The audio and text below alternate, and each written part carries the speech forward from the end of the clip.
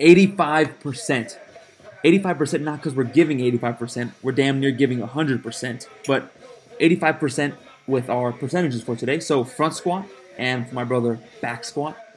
85%, we subtract about 50 pounds of band tension, and then the rest is just bar weight. So that's how we set up for our what we call the speed squats or volume squats. 6 sets, 3 reps, just to give you. Oh, I'm sorry, 5 sets, 3 reps, just to give you an idea of what exactly you're seeing here. So this is our last 2 sets. Trying to work on our form, trying to be as explosive as possible. This is our second lower body day. Starting off with squats. I thought that these banded squats, along with some belt squats, really helped for my front squat PR. So this is my second cycle of front squats, and my brother's going to rerun a cycle of high bar squats, and I am going to shift over to high bar as well, because we have a little competition, a little impromptu squat, bench, and deadlift competition coming up in November to support, it's like a cops are putting on like the police department's putting on like a little powerlifting competition. So we're gonna be a part of that and just lift some weights, have some fun. Because why are you lifting weights, man? We have some fun. So last set here, Isaiah being super duper explosive. Look at that upper back gains he's been making, man. Glorious. Block pulls. This is what you're seeing here. I'm doing some block pulls elevated about maybe 2-3 inches. And man, these felt super good today. We've been doing some speed deadlifts with bands as well on a separate day. And when I did this first set of block pulls with 325, it's kind of light. I felt like I was just exploding. If you've ever done a set with bands and then you do a set without the bands, you feel like you're accelerating the weight super fast. Like as you get to the top, it just gets easier, like it's flying.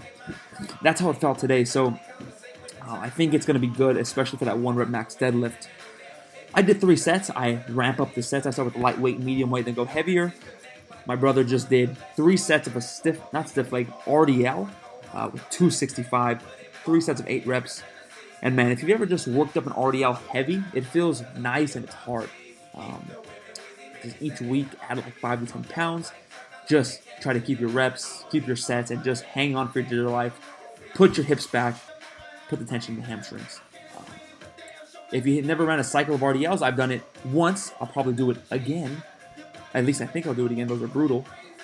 But yeah, I'd give them a shot. So this is my last set here of the stiff-legged deadlifts.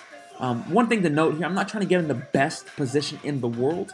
I'm almost like, not like letting my back round, but I'm not, almost like a stiff-legged. I'm trying to just get tension and almost mimic close-ish to a position I would be if I were to pull it off the ground and then have to pull through that position. Does that make sense? Because I tend to get stuck around the knees when I do my deadlift. So just building that position, actually trying to lower the bar with some control, not just lose that tension. So 3 sets, ended with 365. Felt pretty good with that on the day. Felt easier than I expected, which I was happy for. Then we went on to lower back and abs. So this is glute ham raise. Last set here, we did a total of 3 sets. Pretty much last set taken it to failure. Try not to swing too much. And I don't know, I like these for the deadlift. I feel like it helps the deadlift big time. On this last set, I'm almost like trying to not extend my back, almost just pack it in and just push through my glutes and hamstrings, as it's called. It's called the glute ham raise, so it only makes sense to do that. And here, look, I'm just tensing. Like, if you were to do like tricep extensions, and you just like kind of like pump out those last couple of reps, even though you can't extend all the way, you just put a little more tension in the tricep. That's what I was doing. And if you focus and not swing, you can really feel all your glutes and hamstrings trying to flex to try to push your hips through. And I mean, what's a deadlift? Pushing hips through. So then here's a set of my brother doing the same damn thing. At least in my opinion, it looks like he's trying to extend a little more, which is great too. There's so many ways you can do this to make it feel different, even if you just hold the weight in a different spot. So if you have access to this, I'd give it a shot. I know it's not a traditional glute ham raise, but I like it like this. Enough to say about that. So then we went into some abs. What's important to know about these abs here is that I've been trying to think about how to explain this. This is my 3rd time doing this little part of the voiceover. Is that I think weights usually are pulling down on you with gravity, so it's compressing you. These weights are decompressing you. It's pulling you apart. And you get to work the opposite part of the deadlift. So, I don't know, I just had a feeling I really wanted to work my abs in this way today.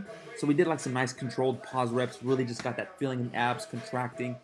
And even though I think abs will just generally help the deadlift, abs like this, feel like that decompression, I'm not saying there's anything special about it, but I'm saying that there might be. You know what I'm saying? Stay strong. God bless. You can enjoy our outro. Peace. Yeah, bull. Look at this guy, man. I'm sure he made no gains. Disgraceful. Disgraceful. How's he gonna be subscribed and I made no gains, huh? Unsubscribe. Yeah, unsubscribe. Unless you're making gains. Don't like it.